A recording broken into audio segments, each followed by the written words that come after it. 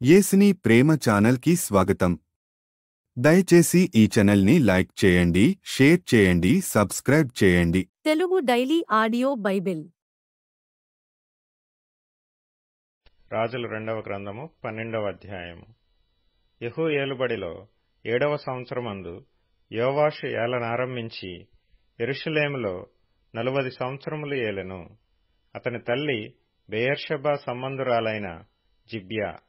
యాజకుడైన యెహోయాదా తనకు బుద్ధి నేర్పువాడైయుండు దినములన్నిటిలో యోవాషు యెహోవా దృష్టికి అనుకూలముగానే ప్రవర్తించెను. అయితే ఉన్నత స్థలములు కొట్టివేయబడక నిలిచెను. జనులు ఇంకనూ ఉన్నత స్థలములందు బలులు అర్పించుచు ధూపము వేయుచుండిరి. యోవాషు యాజకులను పిలిపించి యెహోవా మందిరములోనికి తేబడు ప్రతిష్ఠిత వస్తువుల విలువను అనగా జనసంఖ్య దాఖలా చేయబడిన జనులు తెచ్చిన ద్రవ్యమును, వంతు చొప్పున ప్రతి మనిషికి నిర్ణయమైన ద్రవ్యమును, స్వేచ్ఛచేతనెవరైనను యెహోవా మందిరములోనికి తెచ్చిన ద్రవ్యమును యాజకులలో ఒక్కొక్కడు తనకు సెలవైన వారి యొద్ద తీసుకొని, మందిరము ఎచ్చటెచ్చట శిథిలమై ఉన్నదో అచ్చట నెల్ల దానిని బాగుచేయింపవలెనని ఆజ్ఞ ఇచ్చెను. అయితే యోవాషు ఏలుబడిలో 23వ సంవత్సరము వరకును యాజకులు మందిరము యొక్క శిథిలమైన స్థలములను బాగుచేయకయేయుండిరి. గనుక యోవాషు యాజకుడైన యెహోయాదాను మిగిలిన యాజకులను పిలిపించి, మందిరములో శిథిలమైన స్థలములను మీరెందుకు బాగుచేయకపోతిరి? ఇకను మీ సెలవైన వారి యొద్ద ద్రవ్యము తీసుకొనక మందిరములో శిథిలమైన స్థలములను బాగుచేయుటకై మీరు అంతకు ముందు తీసుకొనిన దానినప్పగించుడని ఆజ్ఞ ఇచ్చియుండెను. కాబట్టి యాజకులు, మందిరములో శిథిలమైన స్థలములను బాగుచేయుట మా వశము లేదు గనుక జనుల యొద్ద ద్రవ్యము ఇక తీసుకొనమని చెప్పిరి. అంతట యాజకుడైన యెహోయాదా ఒక పెట్టెను తెచ్చి దాని మూతకు బెజ్జము చేసి బలిపీఠము దగ్గరగా యెహోవా మందిరములో ప్రవేశించు వారి కుడిపార్శ్వమందు దాని నుంచగా, ద్వారము కాయు యాజకులు యెహోవా మందిరములోనికి వచ్చిన ద్రవ్యమంతయు అందులో వేసిరి. పెట్టెలో ద్రవ్యము విస్తారముగా ఉన్నదని వారు తెలియజేయగా, రాజు యొక్క ప్రధాన మంత్రియును ప్రధాన యాజకుడును వచ్చి యెహోవా మందిరమందు దొరికిన ద్రవ్యము లెక్కచూచి సంచులలో ఉంచిరి. తరువాత వారు ఆ ద్రవ్యమును తూచి యెహోవా మందిరపు కాపరులకు అనగా పనిచేయించు వారికి అప్పగించిరి. వీరు యెహోవా మందిరమందు పనిచేసిన కంసాలులకును, శిల్పకారులకును, కాసిపనివారికిని, రాతిపనివారికిని యెహోవా మందిరమందు శిథిలమైన స్థలములను బాగుచేయుటకు బ్రాణులనేమి, చెక్కబడిన రాళ్లనేమి కొనుటకును, మందిరము బాగుచేయుటలో అయిన ఖర్చు అంతటికిని ఆ ద్రవ్యము ఇచ్చుచూ వచ్చిరి. యెహోవా మందిరమునకు వెండి పాత్రలైనను, కత్తెరలైనను, గిన్నెలైనను, బాకాలైనను, బంగారు పాత్రలైనను, వెండి పాత్రలైనను చేయబడలేదు గాని మరమ్మతు పనిచేయువారికి మాత్రము ఆ ద్రవ్యము ఇచ్చి యెహోవా మందిరమును మరలా బాగు చేయించిరి. మరియు పనివారికిచ్చుటకై ఆ ద్రవ్యము అప్పగింత పెట్టుకొనిన వారు నమ్మకస్తులని వారి చేత లెక్క అడుగలేదు. అపరాధ పరిహారార్థ బలుల వలనను, పాప పరిహారార్థ బలుల వలనను దొరికిన సొమ్ము యెహోవా మందిరములోనికి తేబడలేదు, అది యాజకులదాయెను. అంతటా సిరియా రాజైన హజాయేలు గాతు పట్టణము మీదికి పోయి యుద్ధము చేసి దాని పట్టుకొనిన తరువాత అతడు యెరూషలేము మీదికి రాదలచి ఉండగా, యూదారాజైన యోవాషు తన పితరులైన యెహోషాపాతు, యెహోరాము, అహజ్యా అను యూదారాజులు ప్రతిష్ఠించిన వస్తువులన్నిటినీ, తాను ప్రతిష్ఠించిన వస్తువులను, యెహోవా మందిరములోను రాజనగరులోనున్న పదార్థములలోను కనబడిన బంగారమంతయు తీసుకుని సిరియా రాజైన హజాయేలునకు పంపగా, అతడు యెరూషలేమునొద్ద నుండి తిరిగిపోయెను. యోవాషు చేసిన ఇతర కార్యములను గూర్చియు అతడు చేసిన దానినంతటిని గూర్చియు యూదారాజుల వృత్తాంతముల గ్రంథమందు వ్రాయబడి ఉన్నది. అతని సేవకులు లేచి కుట్ర చేసి సిల్లా అను చోటికి పోవు మార్గమందున్న మిల్లో అను నగరునందు యోవాషును చంపిరి. ఎట్లనగా షిమాతు కుమారుడైన యోజాకారు షోమేరు కుమారుడైన యెహోజాబాదు అను అతని సేవకులను అతని మీద పడగా అతడు మరణమాయెను. జనులు దావీదుపురమందు అతని పితరుల సమాధిలో అతనిని పాతిపెట్టిరి. అతని కుమారుడైన అహజ్యా అతనికి మారుగా రాజాయెను. రాజుల 2వ గ్రంథము 13వ అధ్యాయము. యూదారాజైన అహజ్యా కుమారుడైన యోవాషు ఏలుబడిలో 23వ సంవత్సరమందు యెహూ కుమారుడైన యెహోయాహాజు షోమ్రోనులో ఇశ్రాయేలును ఏలనారంభించి 15 సంవత్సరములు ఏలెను. ఇతడు ఇశ్రాయేలు వారు పాపము చేయుటకు కారకుడగు నెబాతు కుమారుడైన యెరోబాము పాపములను విడువక అనుసరించుచు యెహోవా దృష్టికి చెడుతనము జరిగించెను. కాబట్టి యెహోవా కోపము ఇశ్రాయేలు వారి మీద రగులు కొనగా ఆయన సిరియా రాజైన హజాయేలు దినములన్నిటిను హజాయేలు కుమారుడైన బెన్హదదు దినములన్నిటిను ఇశ్రాయేలు వారిని వారికప్పగించెను.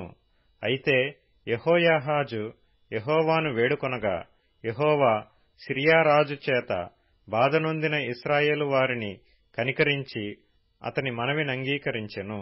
కావున యెహోవా ఇశ్రాయేలు వారికి ఒక రక్షకుని అనుగ్రహింపగా అతని చేత ఇశ్రాయేలు వారు సిరియనుల వశములో నుండి తప్పించుకొని మునుపటివలే స్వస్థానములలో కాపురముండిరి.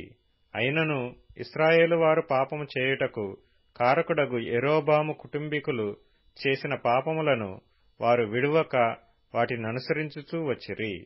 మరియు ఆ దేవతా స్తంభమును షోమ్రోనులో నిలిచియుండెను. రౌతులలో 70 మందియు, రథములలో 10, కాల్బలములో 10,000 మందియు మాత్రమే యెహోయాహాజు దగ్గర ఉండిరి.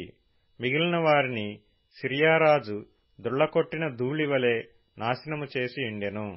యెహోయాహాజు చేసిన ఇతర కార్యములను గూర్చియు అతడు చేసిన దానినంతటిని గూర్చియు అతని పరాక్రమమును గూర్చియు ఇశ్రాయేలు రాజుల వృత్తాంతముల గ్రంథమందు వ్రాయబడి ఉన్నది. యెహోయాహాజు తన పితరులతో కూడా నిద్రించి షోమ్రోనులో పాతిపెట్టబడెను. అతని కుమారుడైన యెహోయాషు అతనికి మారుగా రాజాయెను. యూదారాజైన యోవాషు ఏలుబడిలో 37వ సంవత్సరమందు యెహోయాహాజు కుమారుడైన యెహోయాషు షోమ్రోనులో ఇశ్రాయేలును ఏలనారంభించి 16 సంవత్సరములు ఏలెను. ఇతడును ఇశ్రాయేలు వారు పాపము చేయుటకు కారకుడగు నెబాతు కుమారుడైన యెరోబాము చేసిన పాపములను విడువక వాటిననుసరించుచు యెహోవా దృష్టికి చెడుతనము జరిగించెను. యెహోయాషు చేసిన ఇతర కార్యములను గూర్చియు అతడు చేసిన దానినంతటిని గూర్చియు యూదారాజైన అమజ్యాతో యుద్ధము చేయునప్పుడు అతడు కనుపరిచిన పరాక్రమమును గూర్చియు ఇశ్రాయేలు రాజుల వృత్తాంతముల గ్రంథమందు వ్రాయబడి ఉన్నది. యెహోయాషు తన పితరులతో కూడా నిద్రించిన తరువాత యెరోబాము అతని సింహాసనము మీద ఆసీనుడాయెను. యెహోయాషు షోమ్రోనులో ఇశ్రాయేలు రాజుల సమాధియందు పాతిపెట్టబడెను. అంతటా ఎలీషా మరణకరమైన రోగము చేత పీడితుడై ఉండగా ఇశ్రాయేలు రాజైన యెహోయాషు అతని యొద్దకు వచ్చి అతని చూచి కన్నీరు విడుచుచు, నా తండ్రి, నా తండ్రి, ఇశ్రాయేలు వారికి రథమును రౌతులును నీవే అని ఏడ్చెను.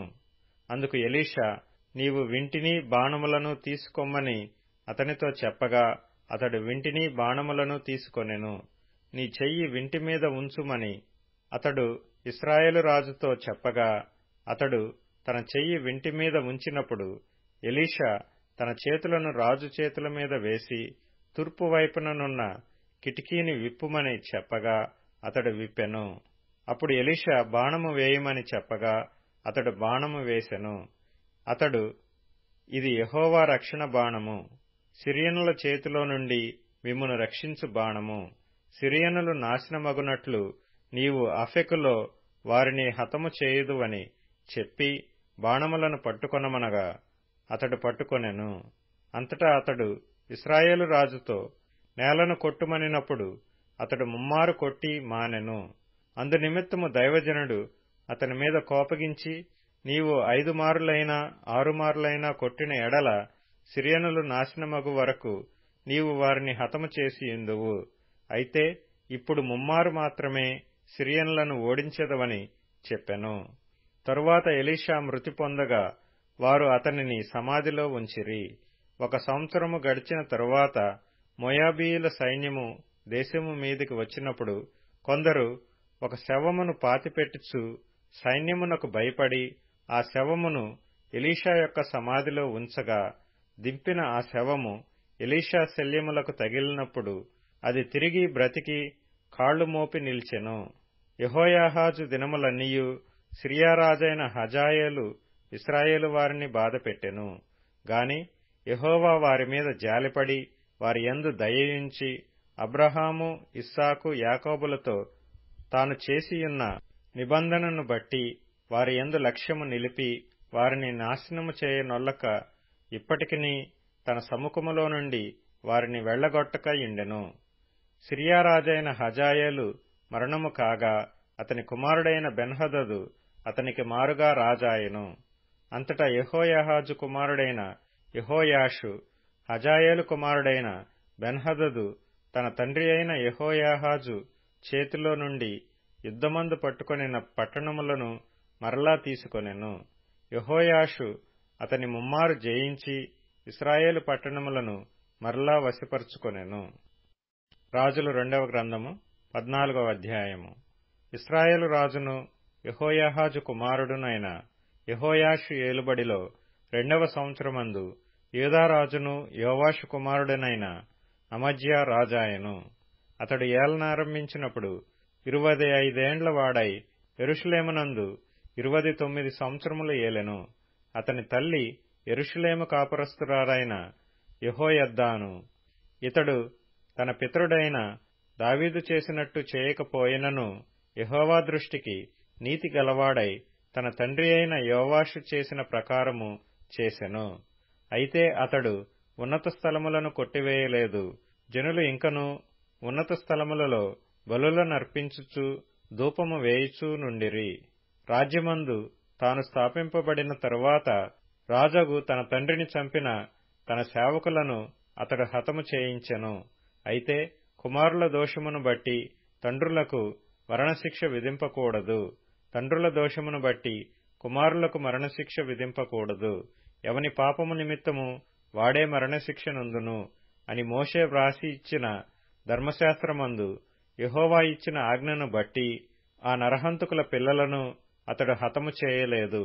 మరియు ఉప్పులోయలో అతడు యుద్ధము చేసి ఎదోమీయులలో 10,000 మందిని హతము చేసి సెలా అను పట్టణమును పట్టుకొని దానికి యొక్తయేలని పేరు పెట్టెను. నేటి వరకు దానికి అదే పేరు. అంతటా అమజ్యా ఇశ్రాయేలు రాజైన యెహూకు పుట్టిన యెహోయాహాజు కుమారుడైన యెహోయాషు నొద్దకు దూతలను పంపి, మనము ఒకరినొకరము దర్శించునట్లు నన్ను కలియ రమ్మని వర్తమానము చేయగా, ఇశ్రాయేలు రాజైన యెహోయాషు యూదారాజైన అమజ్యాకు ఈలాగు వర్తమానము పంపెను. లెబానోనులోనున్న ముండ్ల చెట్టొకటి నీ కుమార్తెను నా కుమారునికిమ్మని లెబానోనులోనున్న దేవదారు వృక్షమునకు వర్తమానము పంపగా, లెబానోనులోనున్న దుష్టమృగము వచ్చి ఆ ముండ్ల చెట్టును త్రొక్కివేసెను. నీవు ఎదోమీయులను హతము చేసినందున నీ హృదయమందు నీవు అతిశయపడుచున్నావు. సరే, ఇప్పుడు నీ నగరనందు నీవుండి నీకున్న ఘనతను బట్టి నీవు అతిశయపడుము. నీవు మాత్రముగాక నీతో కూడా యూదావారును కూలునట్లుగా నీవెందుకు అపాయములో దిగుదువని చెప్పినను అమజ్యా విననొల్లనందున ఇశ్రాయేలు రాజైన యెహోయాషు బయలుదేరి యూదా సంబంధమైన బెత్షెమెషు పట్టణము దగ్గర తానును యూదారాజైన అమజ్యాయును కలిసి కొనగా, యూదావారు ఇశ్రాయేలు వారి ఎదుట నిలవలేక అపజయముంది అందరును తమ తమ గుడారములకు పారిపోయిరి. మరియు ఇశ్రాయేలు రాజైన యెహోయాషు అహజ్యాకు పుట్టిన యోవాషు కుమారుడైన అమజ్యా అను యూదారాజును బెత్షెమెషు దగ్గర పట్టుకొని యెరూషలేమునకు వచ్చి ఎఫ్రాయిము గుమ్మము మొదలుకొని మూలగుమ్మము వరకు యెరూషలేము ప్రాకారమును 400 మూరల పొడుగున పడగొట్టెను. మరియు యెహోవా మందిరమునందును రాజనగరునందును కనబడిన బంగారము, వెండి మొదలైన సమస్త వస్తువులను పట్టణస్థులలో కుదువ పెట్టబడిన వారిని తీసుకొని షోమ్రోనునకు వచ్చెను. యెహోయాషు చేసిన ఇతర కార్యములను గూర్చియు అతని పరాక్రమమును గూర్చియు యూదారాజైన అమజ్యాతో అతడు చేసిన యుద్ధమును గూర్చియు ఇశ్రాయేలు రాజుల వృత్తాంతముల గ్రంథమందు వ్రాయబడి ఉన్నది. అంతటా యెహోయాషు తన పితరులతో కూడా నిద్రించి షోమ్రోనులో ఇశ్రాయేలు రాజుల సమాధియందు పాతిపెట్టబడెను. అతని కుమారుడైన యెరోబాము అతనికి మారుగా రాజాయెను. యూదారాజైన యోవాషు కుమారుడైన అమజ్యా ఇశ్రాయేలు రాజైన యెహోయాహాజు కుమారుడైన యెహోయాషు మరణమైన తరువాత 15 సంవత్సరములు బ్రతికెను. అమజ్యా చేసిన ఇతర కార్యములను గూర్చి యూదారాజుల వృత్తాంతముల గ్రంథమందు వ్రాయబడి ఉన్నది. అతని మీద యెరూషలేములో జనులు కుట్ర చేయగా అతడు లాకీషు పట్టణమునకు పారిపోయెను. గాని వారు లాకీషునకు అతని వెంట కొందరిని పంపిరి. వారు అక్కడ అతనిని చంపి గుర్రముల మీద అతని శవమును యెరూషలేమునకు తెప్పించి దావీదుపురమందు అతని పితరుల సమాధిలో పాతిపెట్టిరి.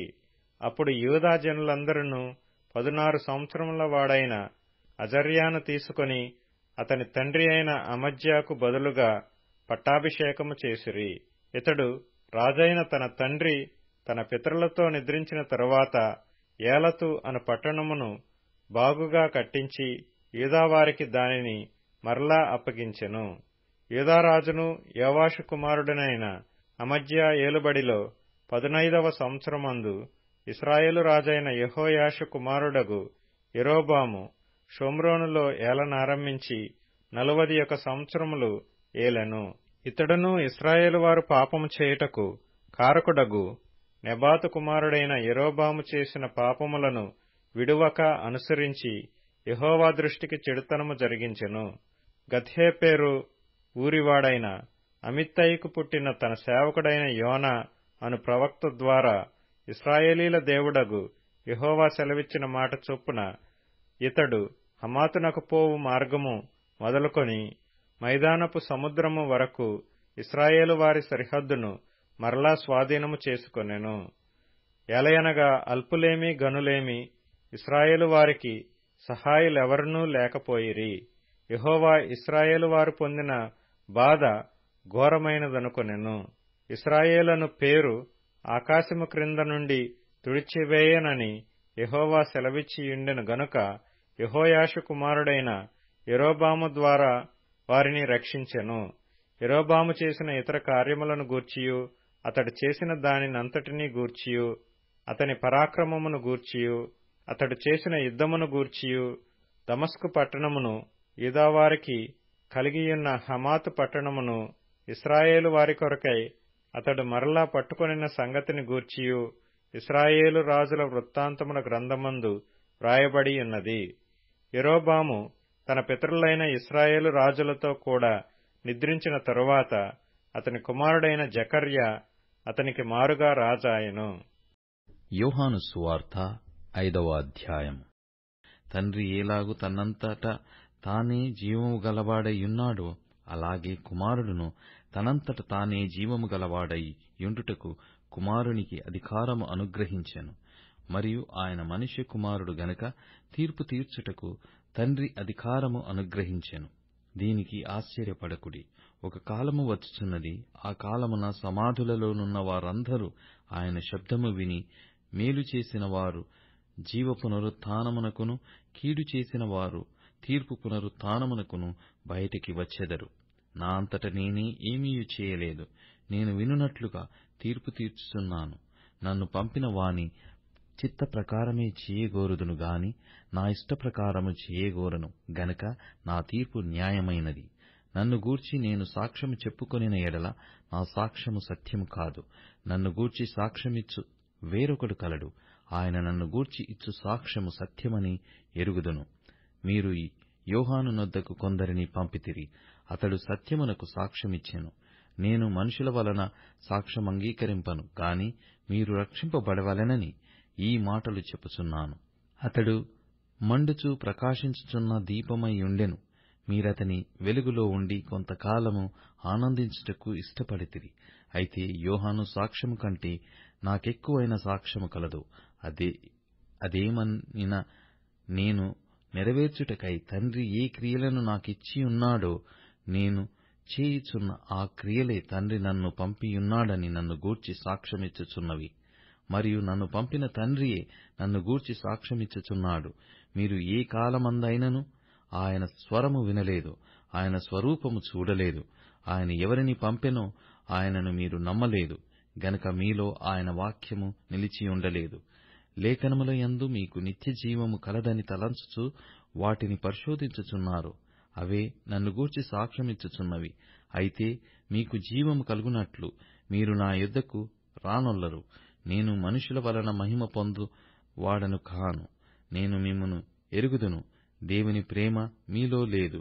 నేను నా తండ్రి నామమున వచ్చియున్నాను, మీరు నన్ను అంగీకరింపరు. మరి ఒకడు తన నామమున వచ్చిన ఎడల వానిని అంగీకరింతురు.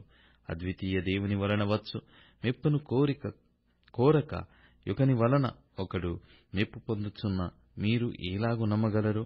నేను తండ్రి యొద్ద మీ మీద నేరము మోపుదునని తలంచకుడి. మీరాశ్రయించుచున్న మోషే మీ మీద నేరము మోపును. అతడు నన్ను గూర్చి వ్రాసెను గనుక మీరు మోషేను నమ్మినట్టయిన నన్నును నమ్ముదురు. మీరతని లేఖనములను నమ్మని ఎడల నా మాటలు ఎలాగు నమ్ముదురనెను. దయచేసి ఈ ఛానల్ని లైక్ చేయండి, షేర్ చేయండి, సబ్స్క్రైబ్ చేయండి.